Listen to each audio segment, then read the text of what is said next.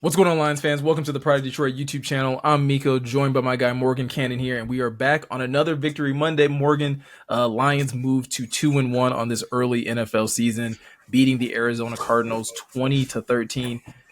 Score looks a lot closer than I think the actual game was, I think, at times, but it was another really good showing, first and foremost, by this Lions defense. And what we're going to get into in this video as well is talking about the offense, because they actually started to kind of show a little bit of rhythm and a little bit of life in week 3. Yeah, and it's tough. It's a tough conversation to have, right? Because like at times the offense, like even against the Buccaneers, and what a game which everyone knows the Lions lost, but they had like 450 some yards of offense. Like they were between the 20s, they were moving that thing, and then they just had a really stinky day in the red zone. But this was a lot better. There was some moments like some hiccups, the Goff interception where he just didn't see the edge defender drop into coverage there pre-snap and just kind of locked into who he's throwing to. Still a problem, but not something I'm going to put like a ton of stock into. Sometimes you just get fooled pre-snap.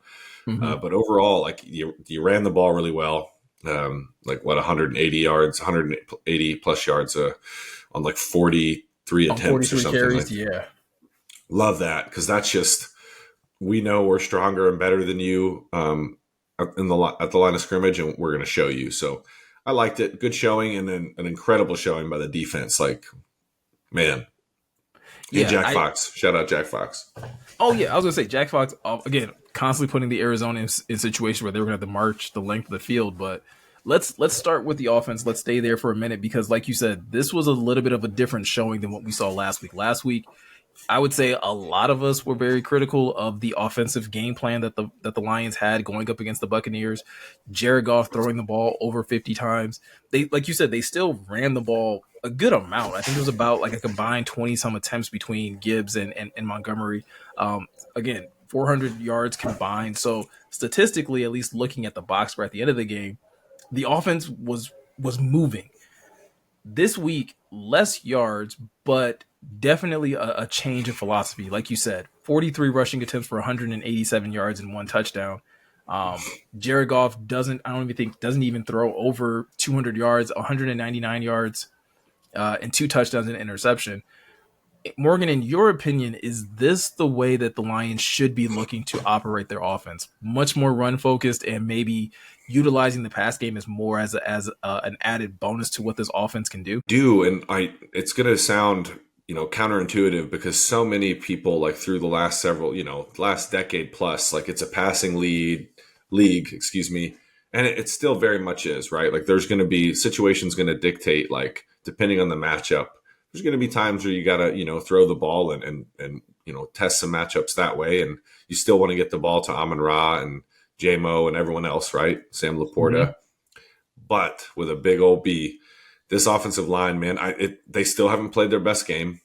But it's the strength of this team. And Jahmyr Gibbs is a fantastic player right now, but I want to give all my flowers to David Montgomery, bro, because like he's, in my opinion, one of the best backs in football right now. Because how are you going to tell me he's not, right? Like he can take over games, right? You know what I mean? Like he's just so tough to bring down.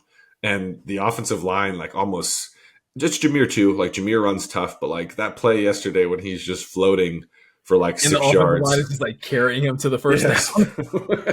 Have me died. His eyes were like this, like when he was Like he just knew, like at this point in time, like, oh yeah, I'm getting this first down and I have nothing. Like I'm not contributing anything other than holding on to the football at this point.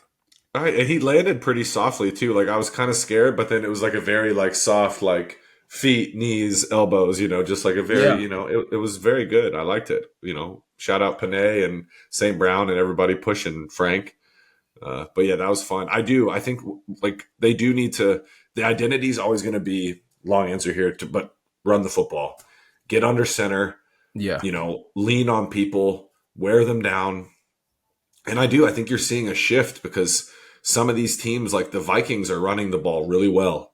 That's one reason why they're 3-0. Like they also, I think the Texans just laid a stinker in week 3. But I was absolutely. Yeah, dude. Like, what in the world was that? They didn't leave Houston, I guess. But yeah, what about you? Do you think they need to like keep leaning on the run? Yeah, and I think for a lot of the same reasons that you're talking about, like I think the effectiveness of Jameer Gibbs and David Montgomery, right, coming out of this game, David Montgomery 23 rushing attempts for 105 yards and that touchdown.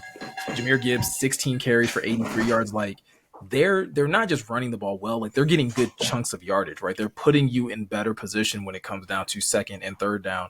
Um, but also, and again, I don't know how people are going to take this, but I feel like 3 weeks into the season so far, I'm still not convinced that Jared's seeing the field as well as we're used to him seeing it. And so I think helping to establish the run better and getting more of those situations to where he can play action and get more of the throwing lanes that he's used to is going to help him in the long run, because I think right now I think defenses are kind of like cued in on what he likes to do, and the interception I think this past week is kind of a telltale sign of that. Like teams know that he wants to go to the middle of the field, and so they're using a lot of misdirection and showing blitz in one area and then bringing it in another, and but still covering the middle of the field because they know that's where he wants to go on certain downs and distances. If you can constantly keep the running game as a focal point, and the way the Lions do it specifically, where it's like, hey, we're not afraid to run it on 3rd and 7 and or longer, like you make defenses have to second guess, and it doesn't matter which running back it is in the backfield, whether it's Jameer Gibbs or David Montgomery or JMO coming on an end around. Like everyone has to pay attention to what is happening in the backfield, and I think in the long run, in the next few weeks or so, I think that's going to really benefit Jared Goff to where like I said, I can't. I said this last week. I don't know exactly what it is. I think it is that he just needs to settle in a little, but I just don't think currently he's seeing the field well. So I think the focus should be a little bit on running the football, just to help get him into a better rhythm, get him into the types of plays that he's best at. Yeah, I can definitely agree with everything you're saying, and yeah, to your point, like that's part of the pick we discussed earlier that Goff threw when the edge defender dropped into that zone, and Goff just never really saw him. Gardeck, the defensive end with the long hair, that's just not seeing the field well. Like Goff said, thought he saw one thing pre-snap, and I want to we'll throw this caveat in here so we don't get labeled Goff haters. He was like what 12 for 12 for like a $150 in the first half, like beautiful. Like the throw to Amon Ra on the little whip route back inside, great ball placement. It was Amon Ra's the whole way. So there's been like bits of goodness, but then Yeah. you're like, man, because the Well, Lions could have put that game away when they threw that pick. But go ahead. I was gonna say though, but like think about like if again to your point about not trying to be labeled as golf haters, because of first and foremost, like we've given him his flowers, we gave him his flowers in the offseason when he got his contract extension, all of those things. So this is by no way means raising the alarm on him, but you look at the success that he had in the first half, going 12 for 12, and also couple that with how effective the run game was. Like there's a happy correlation between the two. That when the run game was working so well, and Arizona had to start committing more players to the box, they were able to get Amon Ra and Sam Laporta open on some of these crossing routes and some of these other type of play action type of routes, and those were the things that we saw Jared do well last year. So I don't think it's a shot at him. I think it's a realization that like, hey, Jared just isn't the guy, or at least in certain matchups, he's not going to be the guy that you want to drop back in shotgun or whatever the case may be 30, 40, 50 times to win a football game. Like that's just not the recipe for success, I think, for this team, based off of how good the offensive line is, based off of the running back duo that you have in Gibbs and Monty. Like lean into that, and I think the Lions will see more success like this. They may not, go crazy on the scoreboard necessarily, but I think they'll win more football games this way. Yep, and I like that you said that too, because at the end of the day, that's the goal, right? Win football games, and I do. I think Goff's at his best when it's peppered in there, because he's good too. I know it sounds like nuanced and like, oh, it's not really a big deal, but like he's a good ball handler as a quarterback. So like what I mean Mm-hmm. by that is fakes, carrying out play fakes, hiding the ball, really selling it, being deceptive, like that end around to Khalif the other day, Yeah. last week. Jared Verse tackled David Montgomery because Goff, faked it really well, and it had like a nice little flip to Khalifa on the edge. So yeah, I do. I think that's where he's going to be at his best, is when you have everything mixed in, and it's hard to play defense when you play a team like the Lions and you you feel them leaning on you, right? Like Yeah, they're bludgeoning you, and it takes a toll, right? Like mentally, physically, you're like, okay, are they about to run duo or like, power for the 30th time this game? And I gotta, right. Are they I gonna gotta hit fight you with a off. trap? Like, Yeah, like if I'm a linebacker, I got to deal with Zeitler or Sewell climbing and rocking me for it wears on you, and there's just more variability, like from a down to down basis. You know what I mean? yeah, 100%. And I think it also again it plays into what Ben Johnson wants to do by again keeping defenses guessing because they are a team that doesn't need to be again they don't need to be in shotgun to operate. They can literally put Jared Goff under center and you still don't know if they're necessarily going to run or pass. And so there's so much flexibility to this offense, but I think yeah, getting back to the basics of what this team is, it's always kind of felt like it was a run focused team under Dan Campbell. And it was really good to see them get back to that this week against Arizona. It was also good though to see this defense continue to roll. Like again, we're 3 weeks in, Morgan, but how crazy is it to start talking about this Lions defense like among the elite defenses in the league? Like, where in your own personal rankings, where do you kind of see this defense at? Again, considering it's only been 3 weeks so I far. mean, without a doubt, you got to put them top 10 because I know it's a small sample size, it's only 3 games, but metric wise, they're up there, man. Like they're making these teams like, don't get it twisted. The Cardinals wanted to run the ball. Like Yeah, that's a part of that's what Jonathan Gannon likes to do. They like to run the ball well out of 12 and 13 personnel, and then they take their shots out of those same formations. So it's difficult because a lot of times you're in base and you're trying to, you're defending Kyler Murray. But they just abandoned it, man. And like I think that was a little premature, but James Conner, 9 carries for 17 yards. Trey Benson, 2 for 8. It's just not going to get it done. And that's what the Lions want to do to you. They want DJ hmm Reader and everybody else in there to make things so hard. You're like, yeah, we're just not even going to try to run anymore. Because then it does get a lot easier. It's not easy, but it gets easier to defend the pass when you're not really worried about them handing it off and hurting you. So I think you got to put them in the top 10. And it starts, the secondary's been like really good. I know there's been some bumps in the road with Terrion getting DPIs and yeah. missed blown coverages here and there, like in week 2 with the Godwin touchdown. But you got to love how sticky they are. They're physical, man, from Carlton Davis to Amik to Terrion. Like no one's scared to tackle. I love it. What about you? Where you got them? I'm probably again maybe I'm getting a little overly excited this early in the season, but like I think they should be in that top 5 conversation. Again, Oh yeah. 3 weeks in, I think it's worth having that. And this is why I'll say that after 3 games so far this season, they've only given up 300 yards once, and that was week 1 against Matthew Stafford. Right, he went Yep. for 304 passing yards, but they still held them under 100 yards rushing. They've held the Bucks under 100 yards rushing.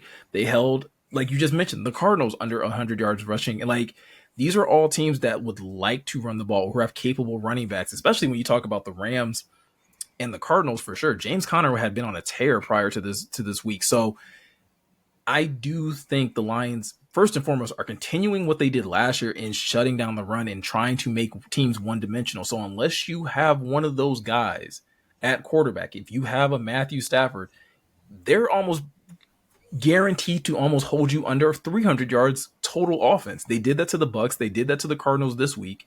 Like it's going to be very difficult for opposing teams to play against Detroit either at home or on the road, I think, and easily put up 300 yards of offense.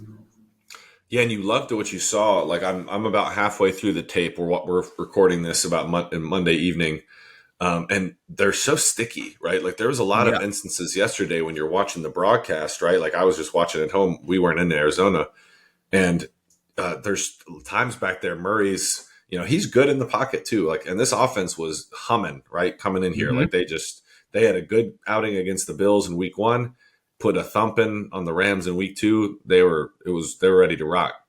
And there was a lot of times, man, Kyler Murray's sitting in the pocket or he's buying time, just patting the ball because nobody's uncovering.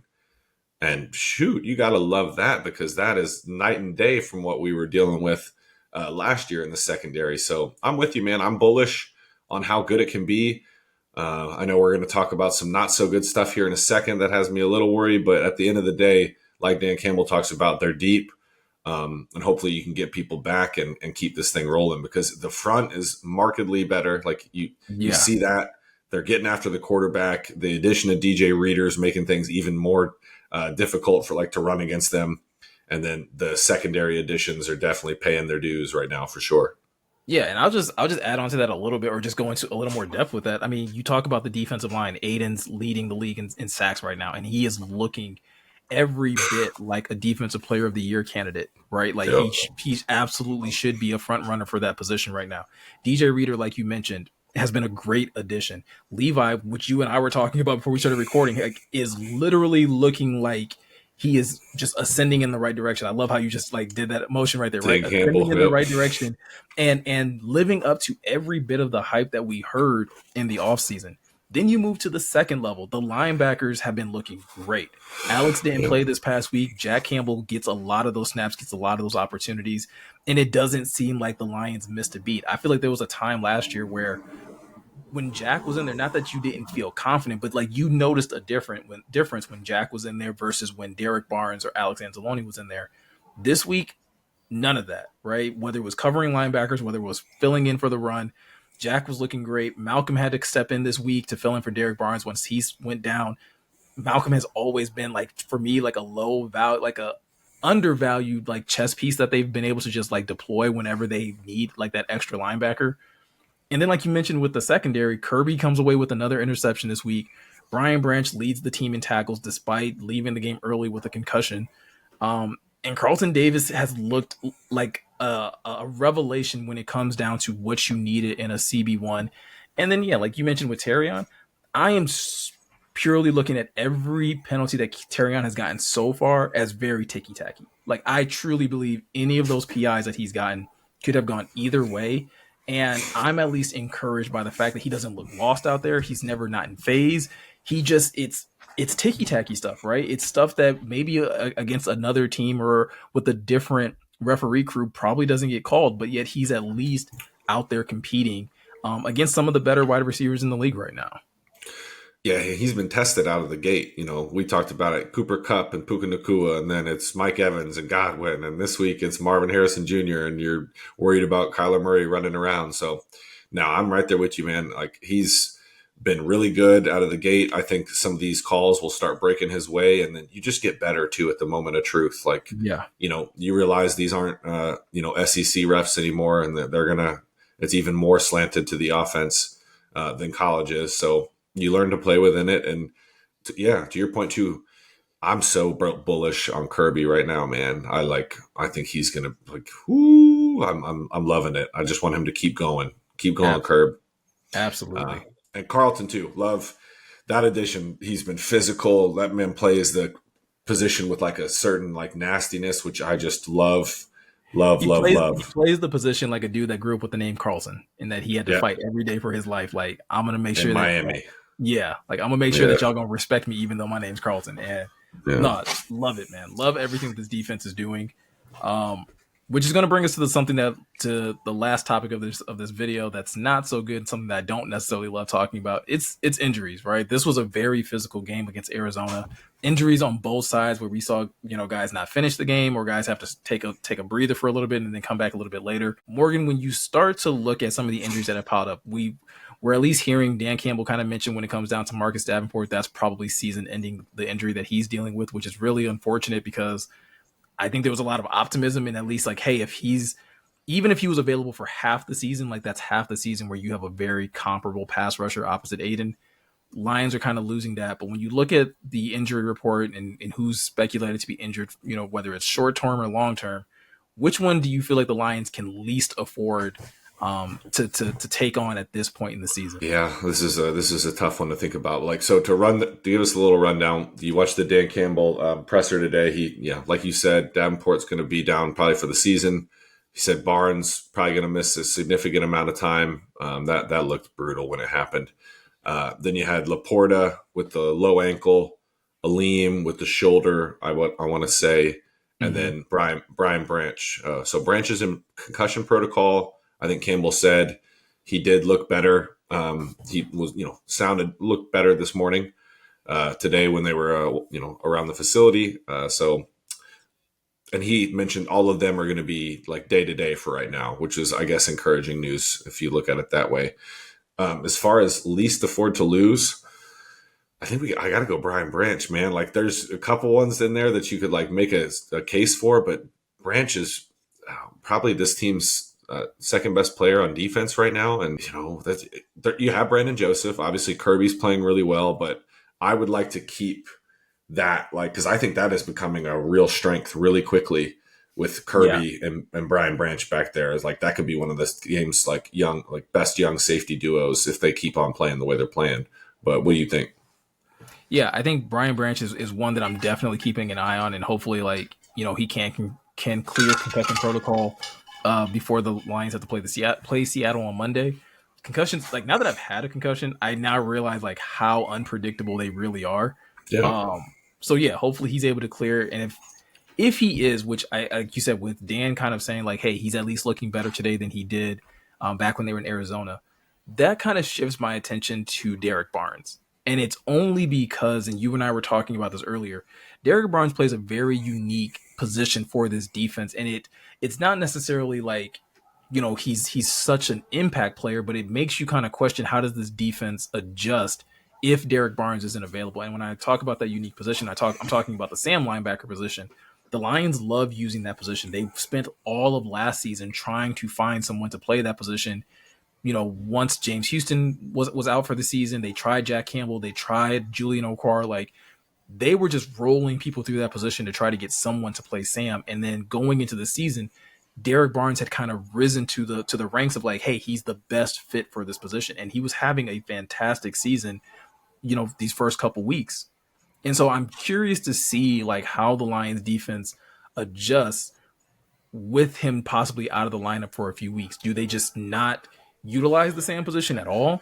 Do we see James Houston maybe get another crack at playing the Sam position as they look to get him incorporated into the defense a little bit more, especially if Davenport's out? Like, you now have a way of keeping James Houston active on game day, and you can utilize him possibly, in dual roles if you really need that Sam linebacker position. So I think in order of priority, I do think like Brian Branch would be the top priority. If we get to like middle of the week and he's not cleared yet, I would start getting a little concerned. But for the long term, I am a little curious on like what type of impact losing Derek Barnes for a few weeks is going to have on this defense.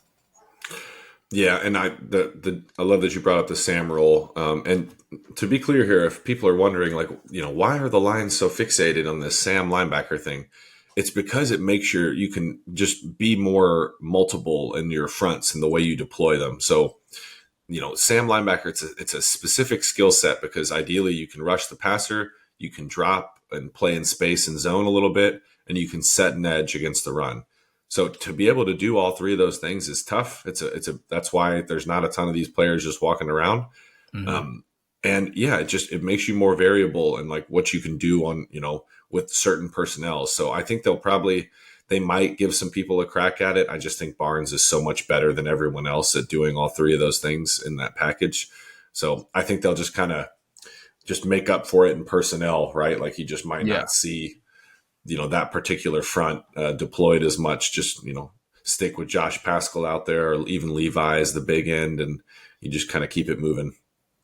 Yeah, man. That's I mean, again, and that probably would be the best solution. I think the Lions talked about in the offseason, they want to give James Houston more opportunities to rush the passer. And so, like we said, with Marcus Davenport out, you'd at least like to think that he's going to get a few more opportunities to be active on game day and at For least get a sure. couple of snaps here and there when the Lions are able to get into pass rush situations. So it's going to be interesting to see, like I said, how the Lions handle these injuries. The fortunate thing is after Seattle, they do have an early bye. So early amount of time to get some guys healthy. If again, if guys are starting to already have aches and pains and things like that, you're able to get that taken care of early in the season, and then we'll just have to see how the Lions can finish out the rest of the season from there. But again, man, this is a really happy Monday. The Lions are 2-1.